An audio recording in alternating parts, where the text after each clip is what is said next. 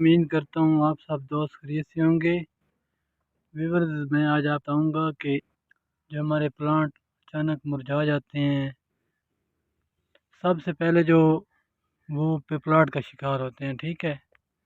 उनकी ग्रोथ रुक जाती है और जब ग्रोथ रुकती है तो फिर आहिस्ता आहिस्ता वो पत्ते पीले करना शुरू कर देते हैं और उसके बाद वो मुरझाने लग जाते हैं, ठीक है। तो मैंने 2 साल तजर्बा किया है। 2 साल तजर्बे करने के बाद मैंने जो हल निकाला है और मेरा हल जो कामयाब हुआ है, मेरा फार्मूला जो कामयाब हुआ है, जितनी मर्ज़ी ज़हर डाल लें, जितनी मर्ज़ी आप उसकी जो मर्ज़ी कर लें उसके ऊपर नीचे, ठीक है।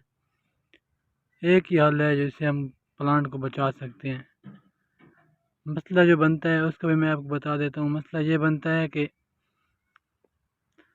उसके नीचे पानी ज़्यादा खड़ा रहता है और जिसकी वजह से बीमारी अटैक करती है और प्लांट मुरझा जाता है। तो उसका हल मैंने ये निकाला है कि उसके मुड के साथ मिट्टी लगा दें और उसके नीचे पानी खड़ा ना हो तो इंशाल्लाह प्लांट कभी भी नहीं मुरझाएगा, ठीक है। तो अब इंशाल्लाह मिट्टी लगाते हैं, फिर आपको दिखाते हैं किस तरह आप लोगों ने मिट्टी लगानी है। ये हम मिट्टी लेके आए हैं 3-4 रेडियाँ हाथ वाले, ठीक है। ये हम इसके साथ कल्टी करेंगे, ठीक है। कुछ वो साइड में पड़ी हुई है, ये देखें मिट्टी।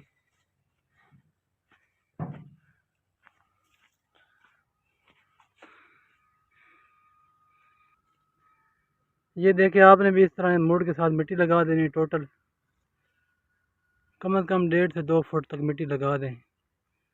प्लांट ने खुराक तो इधर बैर से लेनी है, ठीक है। तो इस वजह से मिट्टी लगा दें और जान छुड़वाएं इस बीमारी से।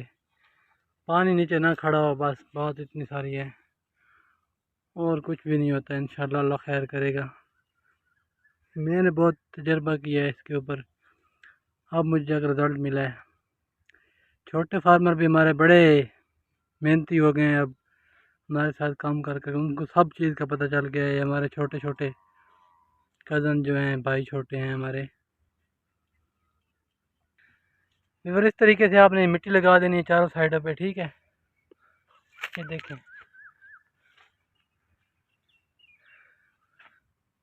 ताकि नीचे पानी खड़ा ना हो बस, और मुड़ के साथ पानी ना लगे।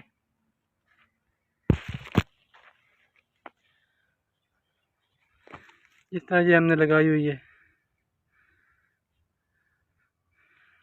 आखिरी हाल इसका यही है, इससे जान छूट जाएगी इंशाल्लाह। ओके व्यूअर्स, अल्लाह हाफिज़।